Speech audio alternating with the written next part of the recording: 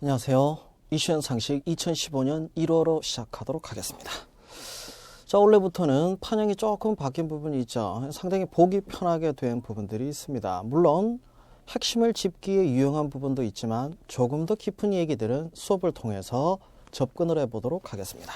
자, 첫 번째 핫 이슈 시작하도록 하겠습니다. 이달의 칼럼에 나와 있는 인구구조 대변혁에 대한 얘기를 좀 정리해 보도록 합시다. 자, 인구구조를 좀 보도록 할게요. 위쪽이 고령, 아래쪽이 젊은 인구, 연소 인구라고 보도록 합시다. 안정적인 인구구조라고 하면요, 이런 피라미드 형태를 얘기합니다. 다시 말해서 젊은 층이 많아야 돼요. 그리고 고령 인구가 상대적으로 적다고 하면 왜 이게 사회적으로 안정적이 될 수밖에 없냐?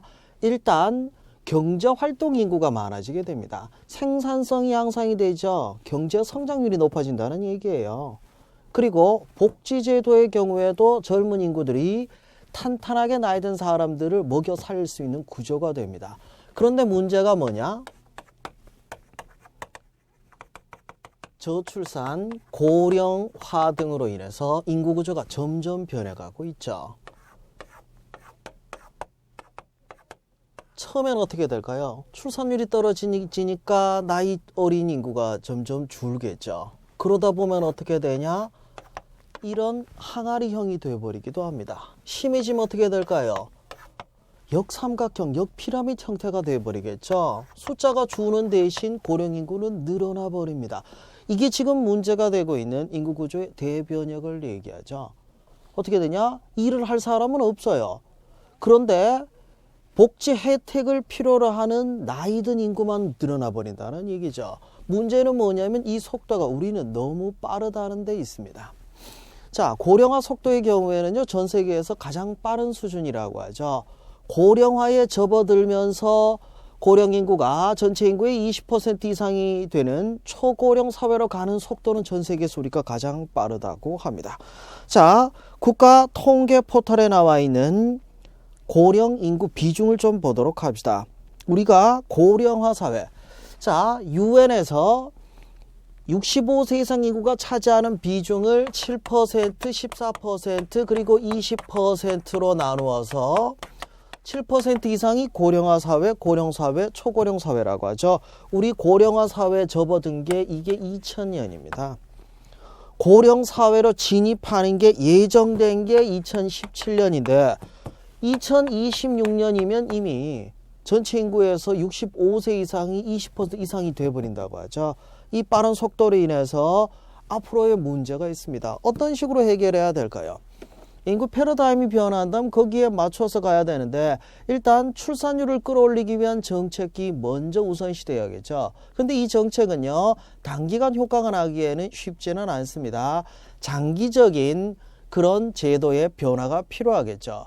당장 어떻게 보면 현실적인 답은 여성 노동 인구를 활용하는 게 아닌가 싶네요. 거기에 대한 대책 분명히 필요한데 문제는 뭐냐면 인구가 변화하는 거는요, 점진적이에요. 하지만 인구 변화로 인해서 그 영향은요, 순식간에 오게 되죠. 우리가 문제가 있다라고 느끼는 순간은 이미 대책 세우기에는 늦습니다.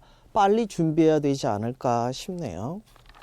자, 내용이어서 오랜만에 국회가 밥값을 했다고 합니다. 밥값 했다는 게 딴 게 아니라 예산안을 정상적으로 심의 의결해 줬다는 얘기죠. 이걸 밥값 했다고 얘기하는 것도 좀 웃긴 얘기인데 예산 심의 의결 절차에 대해서 간략하게 좀 보도록 하겠습니다. 예산은 편성되고 나면 심의 의결 과정을 거쳐야 되고요. 그 과정 이후에 이제 집행으로 넘어가게 됩니다.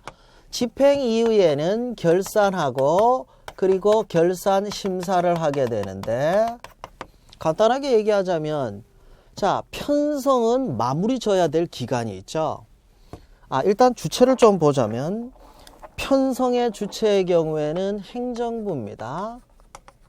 정확하게 얘기하면 행정부의 기획재정부라고 봐야겠죠. 심의 의결을 국회에서 하면 행정부가 집행을 하게 되죠.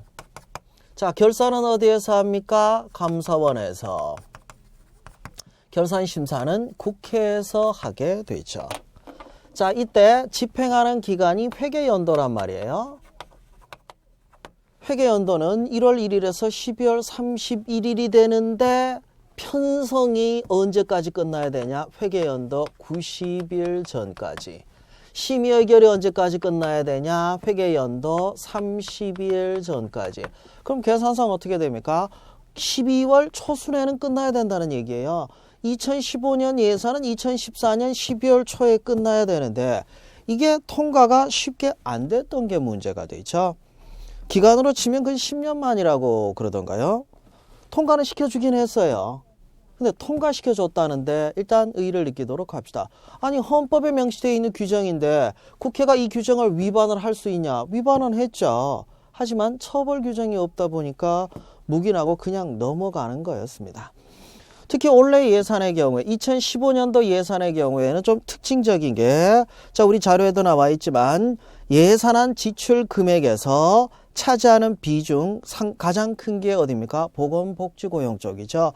특히 이 분야가 문화체육관광 분야 다음으로 증가율이 컸었죠. 8.7%나 증가해서 115조 7천억 원이나 배분이 됐다고 하네요. 그만큼 국민에게 꼭 필요한 분야에 많은 예산들이 반영됐다는데 좀 의의가 있는 것 같습니다. 세부적인 항목들은 뭐 그 정도 보도록 하시고 쟁점이 됐던 영역들 몇 가지 보도록 할게요. 첫 번째, 담배세 논란입니다. 자, 세금을 구분을 할 때는요. 직접세라고 하는 게 있고 간접세라고 하는 게 있죠. 직접세는 대부분 소득이나 재산을 기준으로 부과를 합니다. 간접세는 소비를 기준으로 하죠. 직접세에 가장 큰 의미가 있는 거는 뭐라고 볼 수 있죠? 소득 재분배 효과가 있다는 거죠. 자, 간접세의 경우에는 어떻습니까? 과세가 용이해요. 이게 가장 큰 장점인데 물론 단점도 있습니다. 직접세 비중이 높아지게 되면요. 조세 저항, 세금 안 내려고 해요. 간접세의 문제는 뭘까요? 직접세의 장점이라고 할 수 있는 게 간접세의 단점이 될 수 있습니다. 원래 직접세는 누진세예요. 소득이 증가할수록 세율이 높아지는 반면 간접세는 비례세인데 문제는 뭐냐면 소득이 다른데 똑같이 적용이 돼버리다 보니까 사실상 역진성을 띠고 있죠. 소득이 낮은 사람일수록 세금을 많이 내는 이런 결과가 나옵니다. 그럼 어떻게 될까? 역진성으로 인해서 빈부격차가 심화될 우려가 있다는 거죠. 결국 담배세도 간접세다 보니까 이런 부작용에 대해서 고민할 수밖에 없습니다. 물론 정부는 국민의 건강을 위해서라고 얘기를 하고 있습니다. 근데 문제는 뭐냐면 흡연자들을 위해서 예산이 쓰이지는 세금이 거쳐진 게 흡연자를 위해서 쓰이지는 않습니다. 그리고 담배 가게 경고 그림 등은 이번에 빠져버렸거든요. 정말 국민을 위한 건지 아닌지 조금 고민을 해봐야 될 게 아닌가 싶네요. 자, 그리고 또 다른 이슈 중에 하나입니다. 가계소득 증대 3대 패키지로 분류가 됐던 근로소득 증대과세, 배당소득 증대과세, 기업소득 환류세제 요 부분이 통과되기는 했는데요. 좀 그러네요. 네, 통과되긴 됐지만 이게 실질적인 소득으로 이어질 수 있을지에 대해서 그건 좀 고민을 해봐야 되지 않을까 싶네요. 자, 그나마 왜 이번에 법정 기한을 지켰냐? 국회의원들은 처벌 규정이 없었기 때문에 이게 여야 간의 어떤 쟁점에 대해서 뭐랄까요? 야당이 버티기 위한 수단으로 많이 활용되었던 게 시비 의결 안 해주고 버틴 게였죠. 그런데 개정 국회법의 예산과 관련해서 바뀐 부분이 있습니다. 예산안이 심의 의결되려면요. 국회 내에 예산과 관련된 특별위원회인 예산결산특별위, 일명 줄여서 예결위라고 하죠. 예결위 통과되고 나서 본회의를 거치게 되는데 일반적으로 예결위에서 브레이크 거는 경우들이 많았습니다. 이번에 개정된 국회법의 경우에는 예산안 등 본회의 자동 부의라고 해서 예산안이 매년 11월 30일까지 예결위에서 맞춰주지 않으면 어떻게 됩니까? 바로 본회의로 넘어가 버려요. 자, 그러면 본회의에서는 여당이 더 많단 말이에요. 그럼 여당이 밀어붙이기가 가능하죠. 야당 입장에서 굳이 시간 끌어봐야 의미는 없는 그런 결과가 되어버렸습니다. 그럼 잘 된 거 아니냐? 꼭 그렇다고 볼 수도 없는 게 예산안은요. 빨리 통과되면 통과될수록 쓸데없는 예산들이 많이 반영될 수 있다고 하죠. 자, 그러다 보니까 신속한 건 좋은데 과연 이게 제대로 예산이 심의 의결됐는지 국회에서 제대로 그 역할을 했는지에 대한 또 다른 의문이 생기네요. 자, 실제로 시민단체 등은 이번 예산안 통과시킨 거에 대해서 비판을 많이 합니다. 사실상 정부가 예산안 편성했던 기본적인 틀에서 크게 벗어나지 않았지 국회가 제 역할을 못했다는 비판도 있습니다. 국회가 제 역할을 하기 위해서 시간을 끌었었다면 이게 문제가 되지는 않았겠죠. 그런 내용들 정리해봤습니다. 자, 연말 연초 이어지는 과정에서 2014년 말이었죠. 삼성과 하나가 빅딜을 했습니다. 삼성의 방위산업, 화학과 방산 분야가 어디로? 바로 한화로 넘어갔죠. 그럼 한화는 넘겨받았는데 뭘 줬냐? 돈 줬죠. 뭐 삼성은 얻은 게 없는데 왜냐? 삼성이 3대로 이 뭐랄까요? 기업의 경영권이 넘어가는 과정에서 지배구조를 정리하기 위한 자금을 마련했다는 데 의의가 있겠죠. 자, 선택과 집중이 왜 필요하냐? 지금까지 이전과 이후로 이전에는 어땠어요? 고성장을 하던 시기였죠. 지금은 어떻습니까? 뉴노멀 시대라고 얘기하죠. 저성장 시대라는 얘기예요. 과거처럼 경제성장률이 그렇게 높게 나올 수도 없습니다. 일자리 그렇게 많이 나올 수도 없어요. 이런 시대에 직면을 하다 보니까 이전까지 우리나라 대기업들의 전략은 뭐냐면요. 골고루 전부 다 하자는 거죠. 근데 이제는 어때요? 선택과 집중이 필요합니다.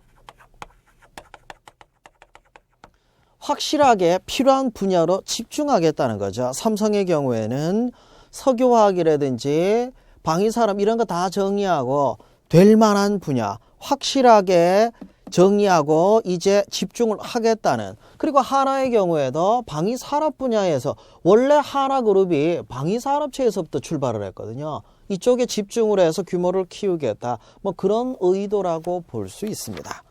자, 문제는 뭐냐면 이후에 어떤 문제들이 남았는지 그 부분이 더 의미가 있겠죠. 삼성의 경우에는 3세 경영권, 이제 이후에 경영권 승계 구도에서 약간의 변화가 생겨버린 게 화학이나 방산 분야를 빼버리고 나니까 다시 정리하는 과정이 필요하겠죠.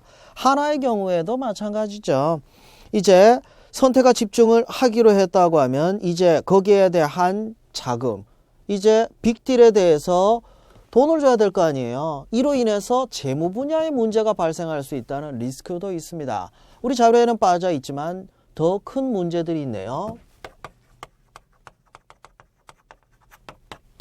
고용 승계에 대한 문제. 물론 하나는 고용 승계를 하겠다고 했지만 문제는 노동자들이 얼마 전까지 삼성맨이었다가 이제 하나맨이 돼버리죠.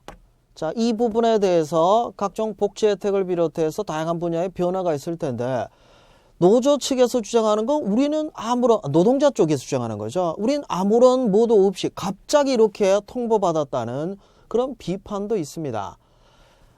지배구조의 변화 때문에 회사가 주인이 바뀌어버려요. 평생 동안 삼성이라는 이름하에 있다가 갑자기 바뀌어버리는, 조금 황당하지 않을까라는 생각도 드네요. 기업이 발전하는, 근데 문제는 뭐냐면 팔아버리면 더 이상 그 기업은 오너의 것은 아니겠죠. 그럼 또 다른 오너에게 주고받는, 어떻게 보면 지배권을 위한 사유물로서 사용돼 버린 게 아닌가 뭐 이런 비판들도 있겠죠. 이 부분에 대해서 양측에서 어떤 식으로 정리해 가는지 좀 지켜볼 필요가 있을 것 같습니다. 자, 그 정도 내용으로 정리하고 미국의 퍼거슨 사태로 가도록 할게요. 미국의 인구 구조를 보면요. 원래는 백인, 흑인, 그 다음이 히스패닉, 아시아계였다고 하죠. 근데 지금 인구 구조가 점점 변하고 있는 게 백인을 바로 추월하고 있는 게 히스패닉계입니다. 그 다음이 흑인이에요. 그 다음이 아시아계예요. 여전히 백인이 지배하는 사회지 않냐? 예, 맞습니다. 화이트 앵글로 섹슨 프로테스탄트, 백인의 앵글로 섹슨족, 그리고 프로테스탄트, 개신교도들이 지배하는 사회, 이게 미국의 실체라고 하죠. 그래서 미국은 흑인 노예제를 폐지하면서 인종차별이 없어졌다고 말하지만 아니에요. 인종차별이 여전히 존재합니다. 쿠클럭스 클랜이라고 흑인의 인권을 탄압하는 인종차별 단체 많이 들어보셨을 거예요. 없어졌다고 하지만 아직도 미국인들의 마음에는 남아있는 것 같습니다. 특히 미국의 사법체계에서 이 문제들이 많이 드러나고 있죠. 자, 미국의 사법체계를 보면 일단 범죄가 발생되면 경찰을 거치겠죠. 경찰 거치면은 검찰을 거쳐서 법원에서 재판하는. 그럼 이게 뭐가 문제냐? 문제가 있는 게 미국은 배심제라는 걸 가지고 있거든요. 사법 분야에도 직접적으로 국민들이 개입을 합니다. 검찰에서는 대배심, 여기서는 배심. 자, 검찰에서 기소를 할지 말지 자체적으로 결정을 하냐? 우리나라는 기소 독점주의라고 해서 검사가 결정을 해요. 그런데 미국은 대배심이라고 해서 일반 국민들이 결정을 합니다. 법원에서 유무죄 판결, 이것도 배심원들이 하게 되죠. 문제는 뭐냐면 대부분 백인들이 많다는 거예요. 이쪽도 백인이 많고 이쪽도 백인이 많고 이쪽도 백인이 많다 보니까 이번 퍼거슨 사태의 경우에도 흑인이 사망했는데 대배심에서부터 끊겨버렸죠. 기소를 안 해버리니까 혐의가 있는 경찰이 처벌 안 받고 그냥 넘어가 버렸다는 거죠. 이런 사건들이 한두 건에서 끝난 게 아니라 계속돼 버리는 게 문제가 됩니다. 또 다른 문제는 뭐냐면 미국의 경찰 체계를 보면요. 지역 경찰이 있고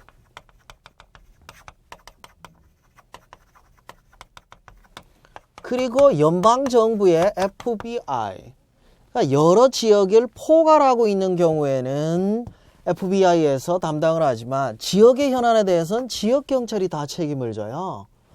그러다 보니까 지역경찰, 주경찰이라고 하지만 카운티, 그러니까 주정부의 하위에 있는 지자체, 주방정부의 경우에는 지역경찰들이 알아서 하다 보니까 여기서도 공정성이 좀 떨어지는 문제들이 있습니다.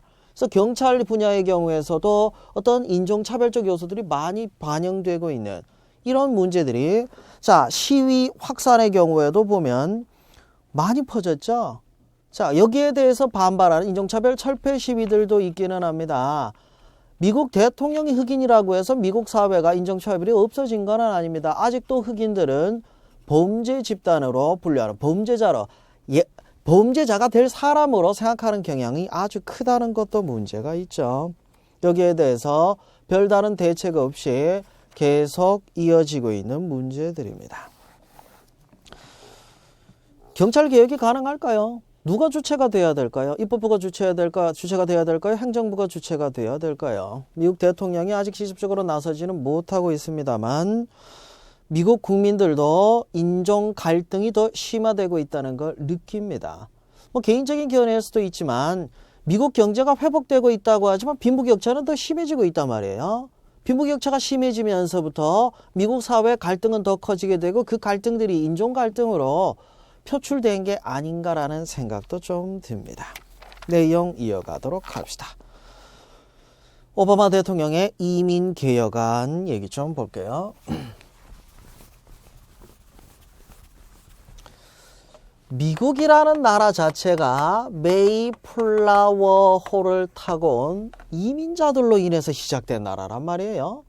자, 그런데 지금 그 경제 문제로 인해서 우경화가 좀 되고 있는 과정에서 그 반이민 정책들이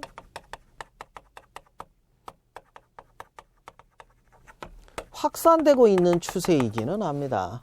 왜냐면요, 경기가 좋을 때야 뭐 이민 오더라도 받아주죠. 아니면 받아주기 힘들단 말이에요. 이민자들이 많이 이민을 가는 나라들, 뭐 호주라든지 유럽의 경우에도 지금 반이민 정책들이 좀 문제가 되고 있기도 하죠. 미국도 마찬가지입니다. 그런데 문제는 뭐냐면 이미 이민을 왔는데 법적으로 영주 뭐랄까요, 시민권을 따지 못한 사람들, 이 사람들을 어떻게 할 거냐의 문제가 있죠. 그래서 레이건 정부 때도 대규모로 이들에 대해서 사면 조치를 한 적이 있었는데 이번에도 오바마 정부가 밀어붙이려고 하죠. 자, 여기서 대립되는 게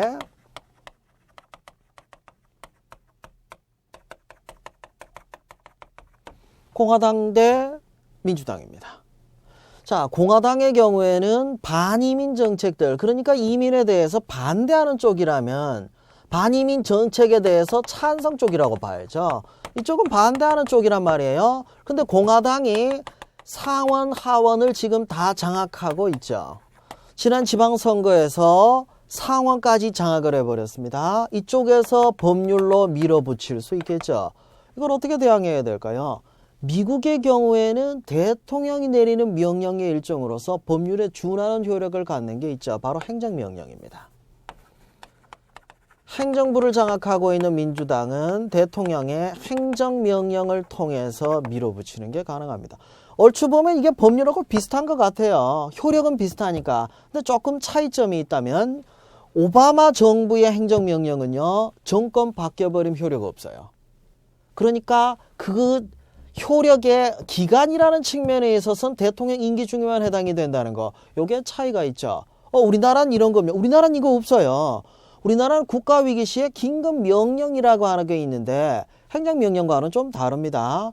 우리나라 대통령의 긴급명령의 경우에는 국회 승인을 받아야 되지만 미국의 행정명령은 국회 승인은 필요 없습니다. 의회 승인은 필요 없지만 사법부에서 위헌 판결을 내릴 수는 있거든요. 뭐 그런 것들인데 이번에 밀어붙인 건 이 행정명령을 통해서 밀어붙인 겁니다. 그러면 끝난 문제냐? 아니죠. 공화당과 오바마의 대립은 차기 대선 때까지 계속 이어지겠죠. 그 내용으로 정리해 보도록 합시다. 자, 이어서 한아세안 특별 정상회의에 대한 얘기가 나와 있죠. 박근혜 정부는 외교 쪽에 좀 집중을 하고 있습니다. 다자간 정상회담이라고 할 수 있는 한아세안 특별 정상회의를 통해서 이 아시아 지역에서의 어떤 영향력을 확대하고 특히 대북 문제에 있어서 주변 국가들의 지지를 끌어내기 위한 그런 방안이 아닌가 싶네요. 실제로 한반도 정세라든지 남북관계 관련해서 여러 가지 사안들이 협의가 되긴 했는데 딱 떨어지는 뭔가가 있지는 않아요. 원래 이런 국제적인 회담의 경우에 쉽게 어떤 결정을 하는 건 자주 나오지는 않습니다. 뭐 그 정도로 정리하고, 자, 홍콩의 우산 혁명에 대한 얘기 좀 볼게요. 얘가 성공을 했으면은 시위가 아니라 우산 혁명이었겠죠. 근데 왜 우산 혁명이라는 표현을 더 이상 쓰지 않냐? 실패했으니까요. 왜 이 시위가 나왔는지 그 얘기 좀 보도록 합시다. 홍콩이 중국으로 반환되면서 중국은 일국양제라고 해서 고도의 자치권은 허용은 하되 주권은 허용하진 않았습니다. 그러다 보니까 홍콩이라는 도시국가라고 해야죠. 뭐 완전한 국가라고 볼 수는 없으니 도시국가의 고도의 자치권은 허용하되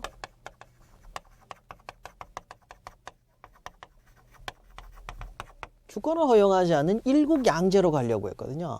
근데 문제가 뭐냐면 실질적인 홍콩의 행정수반이라고 할 수 있는 행정장관, 홍콩 주민들은 선거로 뽑아요.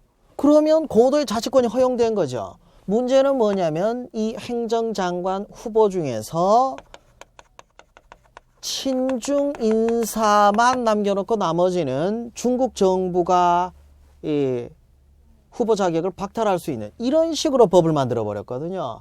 그러면 어떻게 됩니까? 행정장관이 친중 인사가 되어버린다는 얘기는 홍콩의 고도의 자치권이 없어져 버리는 게 될 수 있겠죠. 여기에 대한 반발로 인해서 홍콩 시민들이 들고 일어났습니다.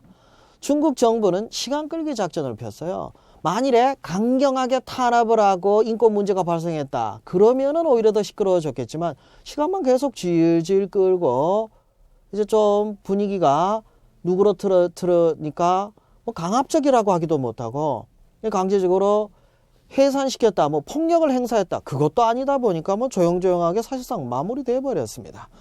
시위대는 계속 이어서 하겠다고 했지만 이런 식으로 가버리면은 뭐 거의 끝난 문제가 아닌가라는 생각도 드네요. 새로운 동력을 찾아야 되는데 쉽지 않은 문제인 것 같습니다. 자, 내용이어서 세계 경제를 이끌어가는 G20 정상회의 얘기 좀 보도록 하겠습니다. 세계 경제는 이제 더 이상 선진국만의 문제도 아니고 신흥국가들이 함께하는 문제가 되겠죠. 그래서 G7에다가 신흥국가, 브릭스, 그리고 지역의 경제 맹주들을 다 합한 모임, 이게 바로 G20죠. 그래서 G20 정상회의에서 어떤 결정이 나오는지 여기에 주목하라고 여러 차례 말씀드린 적이 있습니다. 자, 지난 11월 호주 브리즈번에서 열린 2014 G20 정상회의의 결과 얘기입니다. 브리즈번 액션 플랜, 뭐 간단하게 얘기하면 성장 전략을 짜란 얘기예요. 앞에서 말씀드렸듯이 이제 뉴노멀로 가게 되죠. 그럼 회원국들이 계속해서 성장할 수 있는 방안을 모색하자. 그럼 그게 구체적으로 뭐냐? 열심히 해보자는 얘기죠. 구체적인 세부 사안은 어려울 수밖에 없습니다. 2014년이 호주 브리즈번이었고 차기 G20 정상회의는 2015년 11월 터키 안탈리아에서 개최가 됩니다. 2016년은 중국의 개최 의사를 표명했다고 하는데 아직 확정된 건 아니죠.